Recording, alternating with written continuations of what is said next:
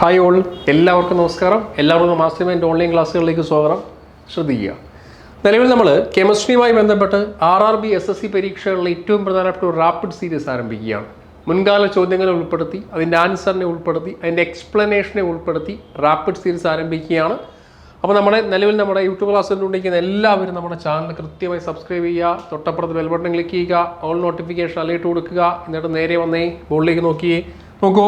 Set 1 rapid സീരീസിൻ്റെ set 1 നമ്മൾ ആരംഭിക്കുകയാണ്. അപ്പോൾ റാപ്പിഡ് സീരീസ് എന്ന് പറയുമ്പോൾ മുൻകാല ചോദ്യങ്ങളാണ് ഇതിൽ ഏറ്റവും കൂടുതൽ നമ്മൾ ഉൾപ്പെടുത്തിയിരിക്കുന്നത്. ബോർഡിലേക്ക് ചെക്ക് ചെയ്യാം. മുൻകാല ചോദ്യങ്ങളിലെ ആദ്യ ക്വസ്റ്റ്യൻ നോക്കൂ. ആദ്യ ക്വസ്റ്റ്യൻ വായിക്കുക, ആൻസറിലേക്ക് ഏവരും കൃത്യമായിട്ട് ശ്രമിക്കുക. ക്വസ്റ്റ്യൻ നോക്കിയേ. Name the scientist who propounded a theory that electrons are trapped in a positive charged sphere. Question കിട്ടിയായിരുന്നു. മുകളിലേക്ക് നോക്കി ക്വസ്റ്റ്യൻ കൃത്യമായിട്ട് നോക്കുക. Name the scientist who propounded a theory that electrons are trapped in a positively charged sphere. അല്ലെ PQ ആണ്. RRB NDPC 2021 NDPCൻ്റെ PQ ആണ്. Chemistry ചോദ്യമാണ്. ഓപ്ഷൻ പരിശോധിച്ചേ. ഓപ്ഷൻ എ എന്താണ്? Ernest Rutherford. ഓപ്ഷൻ ബി എന്താണ്? JJ Thomson. ഓപ്ഷൻ സി എന്താണ്? കാമിലിയോ ഗോൾഗ്. Option D എന്താണ്? Niels Bohr. കിട്ടിയായിരുന്നോ? Niels bore.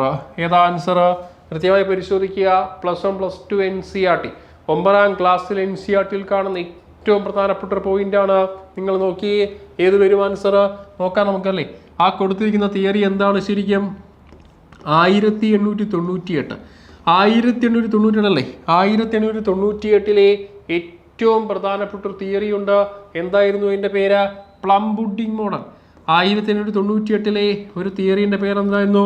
Plum pudding model. അതും അല്ലെങ്കിൽ വിളിപ്പേരെന്താ? Watermelon model. ശരിയല്ലേ?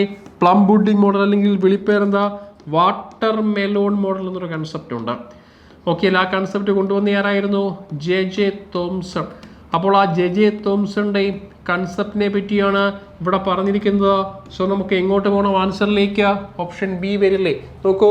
Name the scientist high propounded a theory that electrons are trapped in a positively charged sphere. ശരിയല്ലേ? അതായത് ഒരാറ്റം എടുത്താൽ തണ്ണിമത്തനെ പോലെയാണെന്നും തണ്ണിമത്തനകത്ത് എങ്ങനെയാണോ കറുത്ത സീഡ്സ് അല്ലെങ്കിൽ കറുത്ത കുരുക്കളെ വാരിപ്പറക്കിയിട്ടിരിക്കുന്നത്, അതുപോലെ തന്നെയാണ് ഇലക്ട്രോൺസുകൾ എവിടെ? നമ്മുടെ ഒരു പോസിറ്റീവ് ചാർജ് സ്പിയറിനകത്ത് ഇലക്ട്രോൺസുകൾ കറക്റ്റ് റൊട്ടേറ്റ് ചെയ്ത് കിടക്കുന്നു എന്ന് ആര് പറഞ്ഞു? നമ്മുടെ സയൻറ്റിസ്റ്റിൻ്റെ പേരെന്താ? JJ Thomson. സോ നമ്മുടെ ആൻസർ ഏതാ? Option B. അപ്പോൾ ഓപ്ഷൻ ബി ആണ് നമ്മുടെ ആൻസർ. കൺസെപ്റ്റ് വന്ന വർഷം ഏതാ? 1898 പ്ലം പുഡിംഗ് മോഡൽ അല്ലെങ്കിൽ വിളിപ്പേരെന്ത്? Water melon model. അതും അല്ലെങ്കിൽ കൊണ്ടുവന്ന ആരാ? JJ Thomson. കിട്ടിയായിരുന്നോ? ക്ലിയർ അല്ലേ? നമുക്ക് അതിൻ്റെ എക്സ്പ്ലനേഷൻ പരിശോധിക്കാം. ഓപ്ഷൻ ബി ആൻസർ കൊടുത്തായിരുന്നല്ലോ അല്ലേ? പിന്നെ എക്സ്പ്ലനേഷൻ നോക്കിയേ. നോക്കൂ. എക്സ്പ്ലനേഷനിൽ കുറേ അഡീഷണൽ പോയിന്റ് ഉണ്ട്. മുകളിലേക്ക് നോക്കിയേ. നോക്കൂ. The scientist who propounded that theory that electrons are trapped in a positively charged sphere. ആരാത്? JJ Thomson. നമ്മൾ പറഞ്ഞിരുന്നു അല്ലേ? എങ്ങനെ? അടുത്ത പോയിന്റ് വായിച്ചു നോക്കിയേ. അടുത്ത പോയിന്റ് പറയുന്ന കാര്യം എന്താണ്? This model is known as the plum pudding model. ആ മോഡലിന്റെ പേരെന്താ? Plum pudding model. അപ്പം അല്ലെങ്കിൽ വിളിപ്പേരെന്താ? Watermelon model. അതും അല്ലെങ്കിൽ വിളിപ്പേരെന്താ? ഒരു പേരും കൂടെയുണ്ട്, റൈസിൻ പുഡിംഗ് മോഡൽ. പരിചയപ്പെട്ടോ? എന്താ വിളിപ്പേര്? റൈസിൻ പുഡിംഗ് മോഡൽ അല്ലേ? അപ്പോൾ 3-4 വിളിപ്പേരുണ്ട്. ഒന്നാമത്തെ വിളിപ്പേരെന്താ? Plum pudding model. അതും അല്ലെങ്കിൽ വിളിപ്പേരെന്താ? Watermelon model. അതും അല്ലെങ്കിൽ വിളിപ്പേരെന്താ? Raisen pudding model. മറന്നു പോകല്ലേ? റൈറ്റ് അല്ലേ? വീണ്ടും മുന്നോട്ട് പോകുന്നു. എങ്കിൽ അടുത്ത പോയിന്റ് എക്സ്പ്ലനേഷൻ കഴിയുന്നില്ല. അതിൻ്റെ എക്സ്പ്ലനേഷനുമായി ബന്ധപ്പെട്ട അടുത്തൊരു പോയിന്റോടെ കൃത്യമായിട്ട് നോക്കിയേ. നോക്കൂ. ആരാണ് റൂദർഫോർഡ് അല്ലേ? നമ്മളെ എക്സ്പ്ലനേഷനിൽ പറയുന്ന റൂദർഫോർഡിനെ കുറിച്ച് പരിചയപ്പെടാം. ബോർഡിലുണ്ട്. നോക്കൂ. Ernest Rutherford later disproved this model was the gold foil experiment. അതായത് പിൽക്കാലത്ത് അതിനുശേഷം നമ്മുടെ ഏണസ്റ്റ് റൂദർഫോർഡ് എന്നൊരു സയൻറ്റിസ്റ്റ് ഉണ്ട്. അദ്ദേഹം പറയുന്നു ഈ മോഡൽ തെറ്റാണ്. അതായത് 1898 ജെ തോംസന്റെ മോഡൽ തെറ്റാണെന്ന് അദ്ദേഹം പ്രൂവ് ചെയ്യുന്നു. ഏത് എക്സ്പെരിമെന്റ് വഴിയാണ്? എക്സ്പെരിമെന്റിന്റെ പേരെന്താ? Gold foil experiment. എന്താ ഇതിന്റെ പേര്? ആൽഫാറേ ഗോൾഡ് ഫോയിൽ എക്സ്പെരിമെന്റ് അല്ലേ? എന്താ വിളിപ്പേര്? ആൽഫാറേ ഗോൾഡ് ഫോയിൽ എക്സ്പെരിമെന്റ് വഴി ആ ഒരു കൺസെപ്റ്റ് തെറ്റാണെന്ന് പറയുകയുണ്ടായി. ക്ലിയർ ആണ്. ശേഷം ആര് വരുന്നുണ്ട്? സയന്റിസ്റ്റിന്റെ പേരെന്താ? Niels Bohr. പിന്നെ ആര് വരുന്നുണ്ട്? നീൽസ് ബോർ എന്നൊരു സയന്റിസ്റ്റ് വരുന്നു. ശരിയല്ലേ? പിന്നെ ആര് വരുന്നു? നമ്മൾ ഓപ്ഷൻ സിയിൽ പറയുന്ന ആരാ? Niels Bohr. ശരിക്കും അദ്ദേഹം കൊണ്ടുവരുന്ന കൺസെപ്റ്റിന്റെ പേരെന്താ? ഓർബിറ്റ്. അപ്പോഴ് നമ്മളെ ഏണസ്റ്റ് റൂദർഫോർഡ് എന്ന് പറയുന്ന സയന്റിസ്റ്റ് എന്ത് കൊണ്ടുവരുന്നുണ്ട്? ആൽഫാറേ ഗോൾഡ് ഫോയിൽ സ്കാറ്ററിംഗ് എക്സ്പെരിമെന്റ്. വർഷമേതാ? 1911, 1911. പിന്നെ എന്താ അടുത്ത സയന്റിസ്റ്റിന്റെ പേര്? നമ്മുടെ ഓപ്ഷൻ ഡിയിൽ പറയുന്നൊരു നീൽസ് ബോർ ഉണ്ട്. അദ്ദേഹം ശരിക്കും ഏത് ആശയത്തിന്റെ പിതാവാണ്? ഓർബിറ്റ്. ആറ്റവുമായി ബന്ധപ്പെട്ട ഓർബിറ്റ് എന്ന ആശയത്തിന്റെ പിതാവാണ്. പിന്നെ നമുക്ക് ഓപ്ഷനിൽ പറയുന്നുണ്ട് ഒരു കാമിലിയോ ഗോൾഗി പറയുന്നില്ലേ ഓപ്ഷൻ സിയിൽ പറയുന്ന കാമിലിയോ ഗോൾഗി ആരാണ്? Was a biologist, not related to atomic theory. ആറ്റവുമായിട്ട് ബന്ധമില്ല. ഓരോ ഓപ്ഷനും പറഞ്ഞു വരികയാണ്. ഓപ്ഷനിൽ ഓരോ സയന്റിസ്റ്റുമാരെ പറഞ്ഞിട്ടുണ്ടല്ലേ? അതിൽ ഓപ്ഷനിൽ സിയിൽ പറഞ്ഞിരിക്കുന്ന കാമിലിയോ ഗോൾഗിക്ക് എന്താ ബന്ധം? അദ്ദേഹം ഒരു ബയോളജിസ്റ്റാണ്, not related to atomic theory. Atomic തിയറിയോട് ബന്ധമില്ല. ഇനി നീൽസ് ബോർ ആണെങ്കിലോ അദ്ദേഹം ഓർബിറ്റ് എന്ന ആശയങ്ങളുള്ള പിതാവാണ്. അതുപോലെ റൂദർഫോർഡ് ആണെങ്കിലോ അദ്ദേഹം alpha ray gold foil scattering experiment 1911 concept ആയിരുന്നു അത്. ഓക്കെ അല്ലേ? അപ്പോൾ അത്രയും കാര്യങ്ങളാണ് നിലവിൽ നമുക്ക് നോക്കേണ്ടത്. എങ്കിൽ അടുത്ത ചോദ്യങ്ങളിലേക്ക് പോകാം. അതുമായി ബന്ധപ്പെട്ട അടുത്ത ചോദ്യങ്ങളിലേക്ക് പോകാം. ബോർഡിലേക്ക് നോക്കി രണ്ടാമത്തെ ചോദ്യം നോക്കൂ. വീണ്ടും ഒരു PQ ആണ്. രണ്ടാമത്തെ ചോദ്യം പരിശോധിച്ച് which subatomic particle was discovered by James Chadwick. Chadwick അല്ലെങ്കിൽ ജെയിംസ് ചാഡ്വിക്ക് കണ്ടെത്തിയ സബറ്റോമിക് പാർട്ടിക്കിൾ ഏത്? ബോർഡിലുണ്ട് നോക്കൂ. PQ ആണ്, NTPC. PQ ആണ്, RRB NTPC 2021. നോക്കണേ ക്വസ്റ്റ്യൻ ഓപ്ഷൻ നോക്കിയേ. Proton, electron, neutron. 4 ഓപ്ഷൻ ഉണ്ട്. Proton, electron, neutron. ഏതാ ആൻസർ? ചോദ്യം എന്താ? ജെയിംസ് ചാഡ്വിക്ക് കണ്ടുപിടിച്ച പാർട്ടിക്കിൾ. നമുക്കറിയാം ജെയിംസ് ചാഡ്വിക്ക് കണ്ടുപിടിച്ച പാർട്ടിക്കിൾ ഏതായിരിക്കും? ഓപ്ഷൻ ഡി അല്ലേ? ന്യൂട്രോൺ. നമ്മുടെ ആൻസർ ഏതാ? ഓപ്ഷൻ ഡി ആണ് കേട്ടോ. Neutron is our correct answer. ശരിയല്ലേ?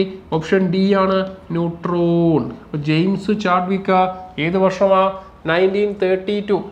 1932. 1932 ജെയിംസ് ചാഡ്വിക്കും. മറന്നു പോകല്ലേ, 1932 ആണ്. 1932 അപ്പോൾ 1932 ജെയിംസ് ചാഡ്വിക്ക് എന്നൊരു സയന്റിസ്റ്റ് ഉണ്ടല്ലേ? എന്താ വിളിപ്പേര്?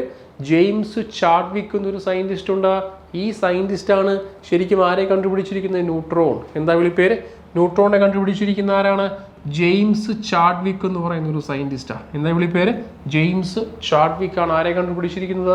ന്യൂട്രോണിനെ കണ്ടുപിടിച്ചിരിക്കുന്നത്. ക്ലിയർ അല്ലേ? റൈറ്റ്. നമുക്ക് അതിൻ്റെ എക്സ്പ്ലനേഷൻ കൃത്യമായിട്ടൊന്ന് പരിശോധിക്കാം. ഓരോ ഓപ്ഷനുമായി ബന്ധപ്പെട്ട അഡീഷണൽ പോയിന്റ് ഉണ്ട്. ബോർഡിലേക്ക് നോക്കിയേ. ഇവിടെ നോക്കൂ. ഇവിടെ ഓരോ ഓപ്ഷനെ പറ്റി നമ്മൾ പറയുന്നുണ്ട്. ഒന്നാമത്തെ ഓപ്ഷൻ പരിശോധിച്ചേ. ബോർഡിലുണ്ട്. നമ്മുടെ ആൻസർ നമ്മൾ കണ്ടിരുന്നു അല്ലേ? ആൻസർ ഏതാ? ന്യൂട്രോൺ. ഓപ്ഷൻ ഡി ആണെന്ന് കണ്ടിരുന്നു. ഇനി എക്സ്പ്ലനേഷൻ ഇതായത് നോക്കിയേ. നമ്മൾ ഓപ്ഷൻ എയിൽ പറയുന്ന പ്രോട്ടോൺ ഇല്ലേ? നമ്മൾ ഓപ്ഷൻ എയിൽ പറയുന്ന ഒരു പ്രോട്ടോൺ ഉണ്ട്. പ്രോട്ടോണിനെ കണ്ടുപിടിച്ച ആരാണ്? Proton was discovered by Ernest Rutherford.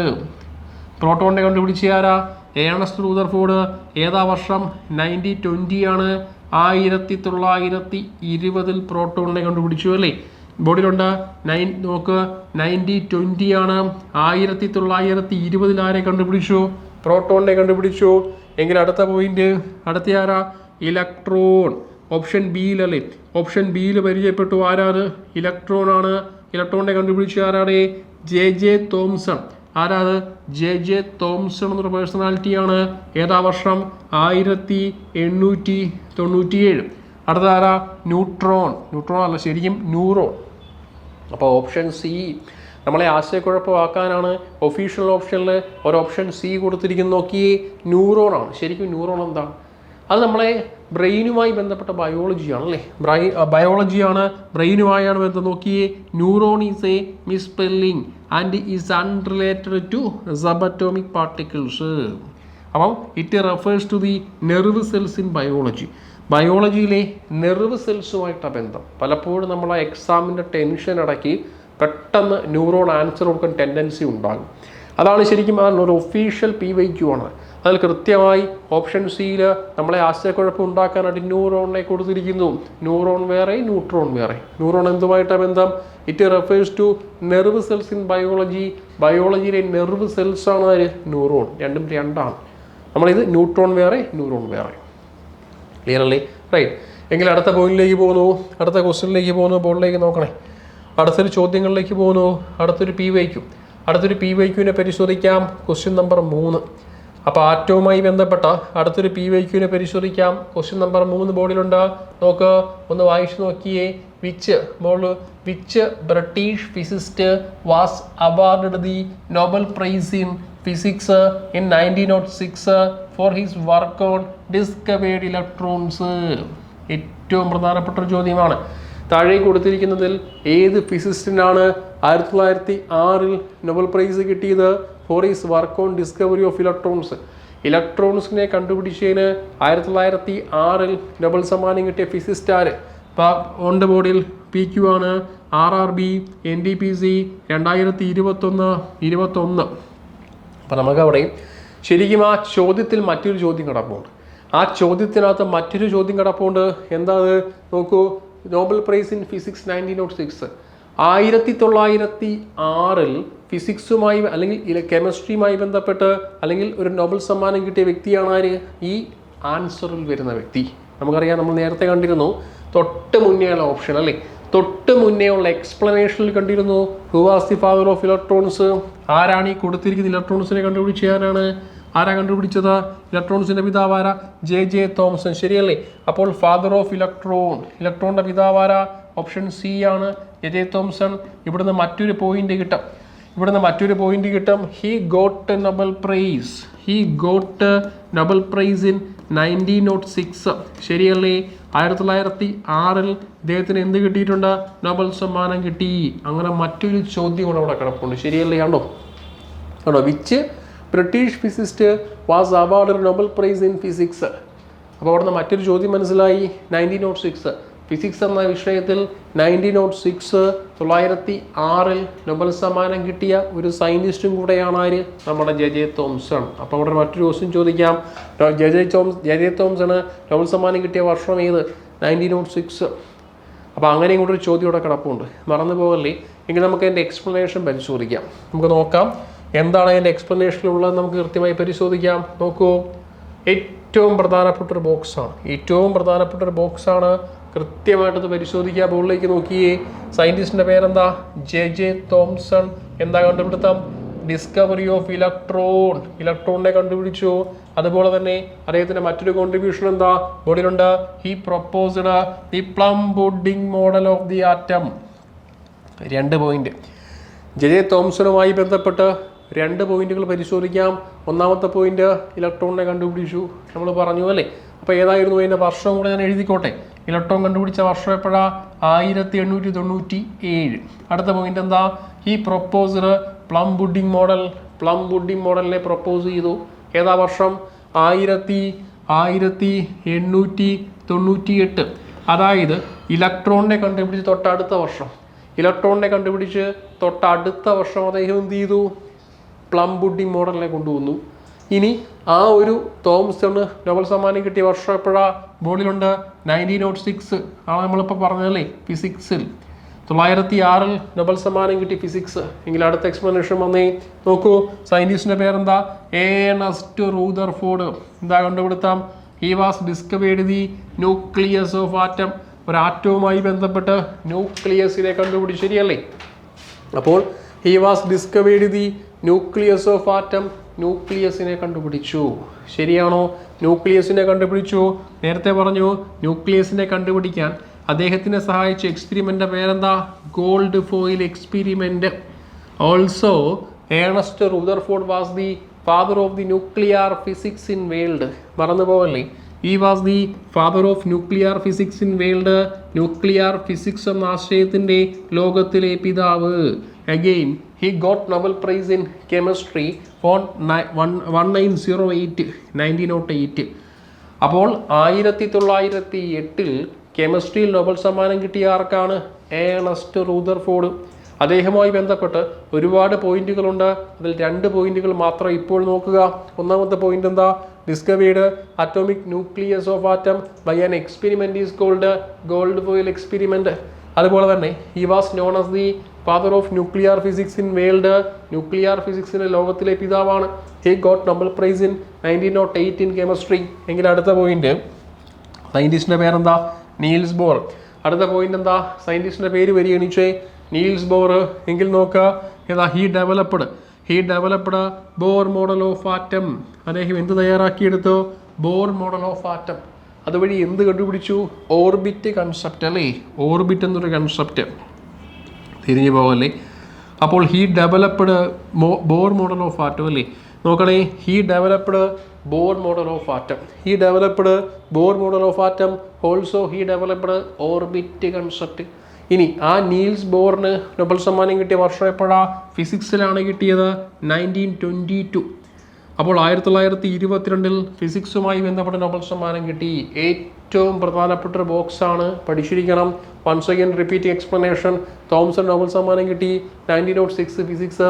അടുത്തത് റുദർഫോർഡ് നൊബൽ സമ്മാനം കിട്ടി 1908 കെമിസ്ട്രി. അടുത്തത് നീൽസ് ബോർ നൊബൽ സമ്മാനം കിട്ടി 1922 ഫിസിക്സ്. ക്ലിയർലി?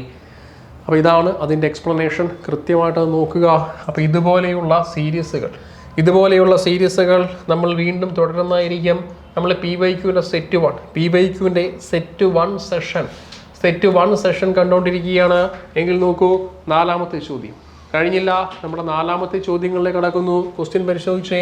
എന്താ question? Generally nucleus of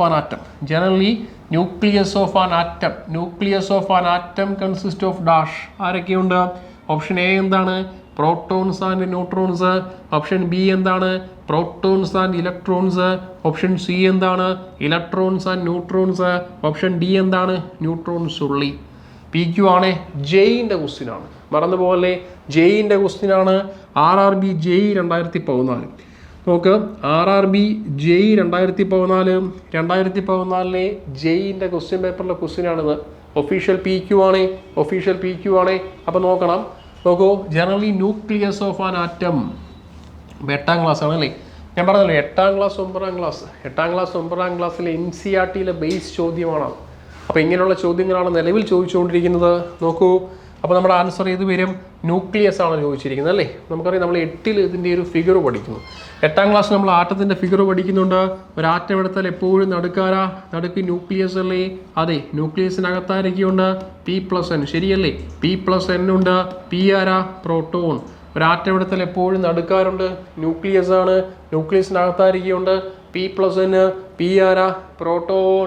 N ആരാ? ന്യൂട്രോൺ. ശരിയല്ലേ? P ആരാ? പ്രോട്ടോൺ. N ആരാ? ന്യൂട്രോൺ. ശരിയല്ലേ? P proton, N neutron. അപ്പോൾ ശരിക്കും പറഞ്ഞാൽ ആൻസർ ഏതാ? പ്രോട്ടോണും ന്യൂട്രോണും വരുന്ന ആൻസർ ഓപ്ഷൻ എ അല്ലേ?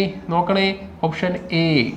So option A is our correct answer. മറന്നുപോലെ, ഓപ്ഷൻ എ ആണ് കറക്റ്റ് ആൻസർ കേട്ടോ. Option A is our correct answer. മറന്നുപോലെ, option A is our correct answer. Option A is our protons and neutrons അല്ലേ? അപ്പോൾ option A is our correct answer. Option A ആണ് നമ്മുടെ ശരിയായ answer എന്ന് പറയുന്നത്. ക്ലിയർലി? റൈറ്റ്. അപ്പോൾ വീണ്ടും മുന്നോട്ട് പോകുന്നു. വീണ്ടും നമ്മൾ മനസ്സിലാലോചിച്ചേ. അപ്പോൾ പ്രോട്ടോൺസും ന്യൂട്രോൺസുമാണ് ശരിക്കും നമ്മുടെ ആൻസറായിട്ട് വരുന്നത്. അപ്പോൾ നമ്മൾ പറഞ്ഞു, ഒരു ആറ്റത്തിൻ്റെ ന്യൂക്ലിയസിൽ ആരൊക്കെയുണ്ട്? പ്രോട്ടോൺസും ന്യൂട്രോൺസും. നമുക്ക് അതിൻ്റെ എക്സ്പ്ലനേഷൻ ഉണ്ടെങ്കിൽ പരിശോധിക്കാം. മുകളിലേക്ക് നോക്കിയേ. പ്രോട്ടോൺസും ന്യൂട്രോൺസും ഉണ്ട്. നോക്കൂ, നമുക്ക് അതിൻ്റെ എക്സ്പ്ലനേഷൻ കൃത്യമായിട്ടൊന്ന് നോക്കാം. നോക്കിയേ. നിലവിൽ നമ്മുടെ യൂട്യൂബ് ക്ലാസ്സിൻ്റെ ഉണ്ടിരിക്കുന്ന എല്ലാവരും ശ്രദ്ധിക്കുക. നമ്മുടെ ചാനൽ കൃത്യമായി സബ്സ്ക്രൈബ് ചെയ്യാൻ മറക്കല്ലേ. തൊട്ടപ്പുറത്ത് ബെൽ ബട്ടൺ ക്ലിക്ക് ചെയ്യുക. ഓൾ നോട്ടിഫിക്കേഷൻ അലേർട്ട് കൊടുക്കുക. നേരെ ബോർഡിലേക്ക് വന്നേ. ഇനി എക്സ്പ്ലനേഷൻ നോക്കൂ. ഇതിൻ്റെ എക്സ്പ്ലനേഷനുമായി ബന്ധപ്പെട്ട് നമുക്ക് എങ്ങനെയാണ് നമ്മൾ ആൻസറിലേക്ക് എത്തിച്ചേർന്ന് നോക്കാം അല്ലേ? കൃത്യമായിട്ടൊന്ന് പരിശോധിക്കാം. മുകളിലേക്ക് നോക്കിയേ. നമ്മൾ ആൻസർ ഇവിടെ പറയുന്നുണ്ട്. ഓപ്ഷൻ എ പ്രോട്ടോൺസും ന്യൂട്രോൺസും ഞാൻ വരച്ച് കാണിച്ചിരുന്നു. അടുത്ത നോക്കിയേ. നോക്കുക, the nucleus contains protons, positive charge particles and neutrons നമ്മൾ കണ്ടിരുന്നു. അതുപോലെ തന്നെ ഇലക്ട്രോൺസ് ആണെങ്കിലോ electrons are negative charge particles located outside of the nucleus. നമുക്കറിയാം ഒരു ആറ്റം എടുത്താൽ എപ്പോഴും നടുക്കാറുണ്ട്. നമ്മൾ നേരത്തെ വരച്ചു ന്യൂക്ലിയസ് ചുറ്റും ആര് കിടന്ന് കറങ്ങും, ഇലക്ട്രോൺസ് ചുറ്റും കിടന്ന് കറങ്ങിയല്ലേ. നടുക്കാര P+N, നടുക്കാര P+N ആണ്. ചുറ്റും ആര് കിടന്ന് കറങ്ങുകയാണ്, ഇലക്ട്രോൺസ് കിടന്ന് കറങ്ങുകയല്ലേ, ചുറ്റും ഇലക്ട്രോൺസ് കിടന്ന് കറങ്ങുകയല്ലേ, ശരിയല്ലേ, കറക്റ്റാണ്. അപ്പോൾ ഒരു ആറ്റം എടുത്ത് നടുക്കാറുണ്ട്, ന്യൂക്ലിയസ് ചുറ്റും ഇലക്ട്രോൺസ് കിടന്ന് കറങ്ങുകയല്ലേ, ചുറ്റും ഇലക്ട്രോൺസ് കിടന്ന് കറങ്ങുകയല്ലേ, അതെ അതാണ് ചോദിച്ചത്, ചുറ്റും ഇലക്ട്രോൺസ് കിടന്ന് കറങ്ങുകയാണ്, ശരിയല്ലേ, ചുറ്റും ഇലക്ട്രോൺസ് കിടന്ന് കറങ്ങുകയല്ലേ. അപ്പോൾ അതാണ് ഇവിടെ പറഞ്ഞിരിക്കുന്നത്, electrons are located outside the nucleus, ന്യൂക്ലിയസിന് ചുറ്റും കിടന്ന് കറങ്ങുകയാണ്, ശരിയല്ലേ, ഓക്കെ അല്ലേ, റൈറ്റ്. ഇനി നമ്മൾ പറഞ്ഞു ബാക്കി ഓപ്ഷൻസ് നമ്മൾ തള്ളിക്കളഞ്ഞു അല്ലേ, അതിന് കാരണം പറയുന്നുണ്ട്. Why other options are incorrect, എന്തുകൊണ്ടാണ് ബാക്കി ഓപ്ഷൻസിന് ഇൻകറക്റ്റ് എന്ന് പറയാൻ കാരണം. മുകളിലേക്ക് നോക്കുക, നമ്മൾ ഓപ്ഷൻ ബിക്കകത്ത് ആരെ പറയുന്നു, പ്രോട്ടോൺസിനെ പറയുന്നു, പ്രോട്ടോൺസ് ആൻഡ് ഇലക്ട്രോൺസ്. അവിടെ എന്താ തെറ്റാൻ കാരണം ഇലക്ട്രോൺസ് വന്നു, ഇലക്ട്രോൺസ് എവിടെയാണ്, ഔട്ട്സൈഡ് ദി ന്യൂക്ലിയസ് ആണ്. അതുകൊണ്ടാണ് നമ്മൾ ഓപ്ഷൻ ബിനെ ആൻസറായി എടുക്കാഞ്ഞത്. അടുത്ത പരിഗണിച്ച് ഓപ്ഷൻ സിയിൽ പറഞ്ഞിരുന്നു, എന്താ സിയിൽ, ഇലക്ട്രോൺസ് ആൻഡ് ന്യൂട്രോൺസ്. അവിടെയും സെയിം ആൻസർ തന്നെയാണ്, ഇലക്ട്രോൺസ് ഔട്ട്സൈഡ് ദി ന്യൂക്ലിയസ് ആണ്, ആൻസറായി എടുക്കാൻ കഴിയൂല, വെട്ടിക്കോ. അടുത്ത നോക്കിയേ, ന്യൂട്രോൺസ് ഉള്ളി, ഓപ്ഷൻ ഡിയിൽ കിടപ്പുണ്ട് ന്യൂട്രോൺസ് ഉള്ളി. ആ ആൻസർ പൂർണ്ണമായിട്ടും ശരിയാണോ, അല്ല. ഒരു ന്യൂക്ലിയസ് എടുത്താൽ രണ്ടുപേരും കൊണ്ട് പ്രോട്ടോൺസും ന്യൂട്രോൺസും ഒരേപോലെ വരണം. അതുകൊണ്ട് തന്നെ നമ്മൾ എന്ത് ചെയ്തു, അതിനെ നമ്മൾ എന്ത് ചെയ്തില്ല, ആൻസറായി കൊടുത്തില്ല. അങ്ങനെ ഓപ്ഷൻ ബിയും സിയും ഡിയും പോയി, ഏത് ആൻസർ വന്നു, ഓപ്ഷൻ എ വന്നു, പ്രോട്ടോൺസ് ആൻഡ് ന്യൂട്രോൺസ്. അതാണ് കറക്റ്റ് ആൻസർ, പക്ക പെർഫെക്റ്റ് ആൻസർ അതാണ്, ഓക്കെ അല്ലേ. ശ്രദ്ധിക്കാം, ഇതുപോലെയുള്ള PYQ സെഷൻസ് എല്ലാ വിഷയങ്ങൾക്കും വരും ദിവസങ്ങൾ നമ്മൾക്കുണ്ടാകും. അപ്പോൾ ആ സെഷൻസിനെ കൃത്യമായി അറിയാനും കിട്ടാനും നിലവിൽ നമ്മുടെ യൂട്യൂബ് ക്ലാസ് കണ്ടുകൊണ്ടിരിക്കുന്ന എല്ലാവരും നമ്മുടെ ചാനൽ കൃത്യമായി സബ്സ്ക്രൈബ് ചെയ്യുക, തൊട്ടപ്പുറത്ത് ബെൽ ബട്ടൺ ക്ലിക്ക് ചെയ്യുക, ഓൾ നോട്ടിഫിക്കേഷൻ അലേർട്ട് കൊടുക്കുക. അതുപോലെ മറ്റൊരു കാര്യം ശ്രദ്ധിക്കാം, നിലവിൽ RRB SSC പരീക്ഷകളുടെ വ്യത്യസ്തമായ ഒരു കൂട്ടം നോട്ടിഫിക്കേഷൻസ് ഉണ്ടല്ലേ. CGL ഉണ്ട്, MDS ഉണ്ട്, അതുപോലെ തന്നെ കമ്പൈൻഡ് ഹയർ സെക്കൻഡറി ലെവലുണ്ട്. RRBൻ്റെ ചില പൊതുപരീക്ഷകളൊക്കെ ഉണ്ട്. അതായത് RRB NDPC degree level, RRB +2 level പരീക്ഷ. അപ്പോൾ ഈ പരീക്ഷകൾക്കെല്ലാം നിങ്ങൾക്ക് ഒരേപോലെ ഒരുമിച്ച് തയ്യാറെടുക്കാൻ നമ്മൾ ചില ബാച്ചുകൾ RRB പരീക്ഷയുമായി ബന്ധപ്പെട്ടും SSC പരീക്ഷയുമായി ബന്ധപ്പെട്ടും ഫൗണ്ടേഷൻ കോഴ്സുകൾ വന്നിട്ടുണ്ട്. ശ്രദ്ധിക്കാം, ഞാൻ ആ ബാച്ചുകൾ ഒന്ന് പരിചയപ്പെടുത്താം. നിലവിൽ നമ്മൾ ഈ ബാച്ചുകളിലേക്കുള്ള അഡ്മിഷൻ നടന്നുകൊണ്ടേയിരിക്കുകയാണ്. ശ്രദ്ധിക്കാം, ആദ്യം പറയുന്നു RRB ബാച്ച്. നോക്കൂ, RRBൻ്റെ ഒരു ഫൗണ്ടേഷൻ കോഴ്സാണ്. ശ്രദ്ധിക്കാം, ഫൗണ്ടേഷൻ കോഴ്സ് എന്ന് പറയുമ്പോൾ എസ്പെഷ്യലി നമുക്കറിയാം NDPC ഇല്ലേ, NDPC ഉണ്ട്, അതുപോലെ RRBൻ്റെ +2 ലെവൽ കോഴ്സുകൾ അല്ലേ. RRBൻ്റെ NDPC ഡിഗ്രി പരീക്ഷ, അതുപോലെ +2 ലെവൽ എക്സാംസ് ഉണ്ട്, +2 ക്വാളിഫൈഡ്. പിന്നെയുള്ള ഗ്രൂപ്പ് D എക്സാംസ് ഉണ്ടല്ലേ, ഗ്രൂപ്പ് D എക്സാംസ് ഉണ്ട്. ഇപ്പോൾ 2024 NDPC നമുക്ക് നിലവിൽ കഴിഞ്ഞു. എന്നാൽ +2 level exam on going, August മാസം ആരംഭിക്കുകയാണ്. അതുപോലെ തന്നെ ഗ്രൂപ്പ് ഡിൻ്റെ പരീക്ഷയുണ്ടല്ലേ, ഗ്രൂപ്പ് D പരീക്ഷ നടക്കാനിരിക്കുകയാണ്. 25 വിജ്ഞാപനം വരാൻ പോവുകയാണ്. ശ്രദ്ധിക്കണം, 2025 NDPC വിജ്ഞാപനം ഈ വരുന്ന ഒക്ടോബറിൽ വരും. അപ്പോൾ പുതിയ NDPC വിജ്ഞാപനം ഒക്ടോബറിൽ എത്തുകയാണ്. വീണ്ടും +2 നോട്ടിഫിക്കേഷൻ, വീണ്ടും ഗ്രൂപ്പ് D വിജ്ഞാപനം ബാക്ക് ടു ബാക്ക്. നമുക്കറിയാം നിലവിൽ RRBൻ്റെ പരീക്ഷ അതായത് SSCയെ പോലെ തന്നെ വാർഷിക പരീക്ഷയാക്കിയിട്ടുണ്ട്. അതുകൊണ്ട് എല്ലാ വർഷവും കൃത്യമായി വിജ്ഞാപനം വരുമെന്ന് റെയിൽവേ അറിയിച്ചിട്ടുണ്ട്. അതിന് പ്രകാരം 25 NDPCയും അതുപോലെ +2 ഗ്രൂപ്പ് Dയും ഒക്ടോബറിൽ വന്നു തുടങ്ങും. അപ്പോൾ ഇതുമായി ബന്ധപ്പെട്ട് നിലവിൽ RRBൻ്റെ ഫൗണ്ടേഷൻ കോഴ്സ് ആരംഭിച്ചിട്ടുണ്ട്. ബാച്ചിൻ്റെ പ്രത്യേകത നോക്കിയേ, ഒന്ന് ലൈവ് ആൻഡ് റെക്കോർഡിംഗ് സെഷൻ. ഒരേപോലെ നമുക്ക് ലൈവും റെക്കോർഡിങ്ങും ഉണ്ട്. കൃത്യമായി ലൈവ് ക്ലാസ്സുകൾ, ഫാക്കൽറ്റിയായിട്ട് ഇൻട്രാക്ട് ചെയ്യാനുള്ള ലൈവ് ക്ലാസ്സുകൾ അവൈലബിൾ ആണ്. അതുപോലെ തന്നെ ഒരു പക്ഷേ നിങ്ങൾക്ക് ആ ലൈവിൽ കയറാൻ കഴിഞ്ഞില്ല എന്നുണ്ടെങ്കിൽ അതിൻ്റെ റെക്കോർഡ് സെഷൻ കൃത്യമായിട്ട് ആപ്പിൽ കിട്ടും, മറക്കല്ലേ. അപ്പോൾ ഒരേപോലെ ബാച്ചിൻ്റെ ഒന്നാമത്തെ സ്പെഷ്യാലിറ്റി റെക്കോർഡ് സെഷനും ലൈവ് സെഷൻസും ഉണ്ട്. ഇതാണ് ഒന്നാമത്തെ ഏറ്റവും വലിയ അഡ്വാൻറ്റേജ്. രണ്ടാമത്തെ പരിശോധിച്ച് ഡെയിലി സ്റ്റഡി പ്ലാൻ. നമുക്കറിയാം കൃത്യമായിട്ട് ഒരു ദിവസം എന്തൊക്കെ ടോപ്പിക്ക് പഠിക്കണം, എത്രമാത്രം ടോപ്പിക്ക് പഠിക്കണം എന്നറിയാൻ കൃത്യമായൊരു മെൻറ്റർ ഉണ്ടാകും. അപ്പോൾ ഒരു ഡെയിലി സ്റ്റഡി പ്ലാൻ ഉണ്ട്. അടുത്ത എന്താണ്, PYQ എക്സാംസ് അല്ലേ. നമ്മളിപ്പോൾ കണ്ടിരുന്നു, കാരണം ചോദ്യങ്ങളുടെ നിലവാരം നമ്മൾ കണ്ടു അല്ലേ. RRBൻ്റെ PYQൻ്റെ സെറ്റ് 1 നമ്മളിപ്പോൾ കണ്ടു. അപ്പോൾ ഇതുപോലെയുള്ള PYQൻ്റെ പ്രത്യേകം സെഷൻസ് കൃത്യമായി നിങ്ങളുടെ പെയ്ഡ് ക്ലാസ്സുകളിലും ഉണ്ടാകും. അതുപോലെ പ്രത്യേകം മോക്ക് ടെസ്റ്റ്, നമുക്കൊരു സെൽഫ് ഇവാലുവേഷൻ, നിങ്ങളുടെ സെൽഫ് ഇവാലുവേഷൻ മനസ്സിലാക്കാൻ മോക്ക് ടെസ്റ്റ്, അതുപോലെ തന്നെ current affair, daily current affair. ശ്രദ്ധിക്കാം, RRB പരീക്ഷകളിൽ നേരത്തെ കറണ്ട് അഫെയറിനെ അങ്ങനെ കാര്യമായി ഉൾപ്പെടുത്തിയിരുന്നില്ല. എന്നാൽ നിലവിൽ 2024 RRB ഗ്രൂപ്പ് C പരീക്ഷ എഴുതിയവർക്കറിയാം, തീർച്ചയായിട്ടും കറണ്ട് അഫെയർ 10 മുതൽ 12 ചോദ്യങ്ങൾ വരെ ചോദിച്ചിരുന്നു. ശരിയല്ലേ? അതുകൊണ്ട് തന്നെ daily current affair special sessions എല്ലാവർക്കും എല്ലാ ദിവസവും കൃത്യമായിട്ടുണ്ടാകും. അതുപോലെ തന്നെ ക്ലാസ് കഴിഞ്ഞാൽ PDF നോട്ട്, ക്ലാസ്സുമായി ബന്ധപ്പെട്ട മാത്സിൻ്റെയും റീസണിങ്ങിൻ്റെയും GKൻ്റെയും കറണ്ട് അഫെയറിൻ്റെയും കൃത്യമായിട്ടുള്ള PDF നോട്ടും ഉണ്ടാകും. മറക്കല്ലേ. അപ്പോൾ നിലവിൽ അഡ്മിഷൻ നടന്നുകൊണ്ടേയിരിക്കുകയാണ്, ക്ലാസ്സുകൾ ഓൺഗോയിങ് തുടങ്ങിയിട്ടുണ്ട്. സോ നിലവിൽ കോഴ്സിൻ്റെ ഫീസായി കൊടുത്തിരിക്കുന്നത് 3000 ആയിരുന്നു ഫീസ്. നിലവിലെ ഓഫറും കാര്യങ്ങളും എല്ലാം കഴിഞ്ഞ് 1999 ഫീസ് കൊടുത്തിരിക്കുന്നത്. ശ്രദ്ധിക്കാം, കോഴ്സിൻ്റെ വാലിഡിറ്റി 6 മാസമാണ് കൊടുത്തിരിക്കുന്നത്. ഓക്കെ അല്ലേ?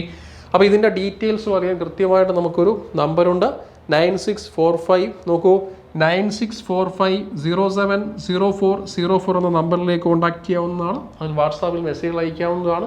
അതാണ് RRBൻ്റെ കേസ്. അപ്പോൾ അടുത്ത് നമുക്ക് നോക്കേണ്ടത് SSC ആണല്ലേ. നോക്കൂ, SSC പരീക്ഷയുമായി ബന്ധപ്പെട്ട് ഇപ്പോൾ SSCൻ്റെ CGL, combine higher secondary level, MDS പരീക്ഷകളുണ്ട്.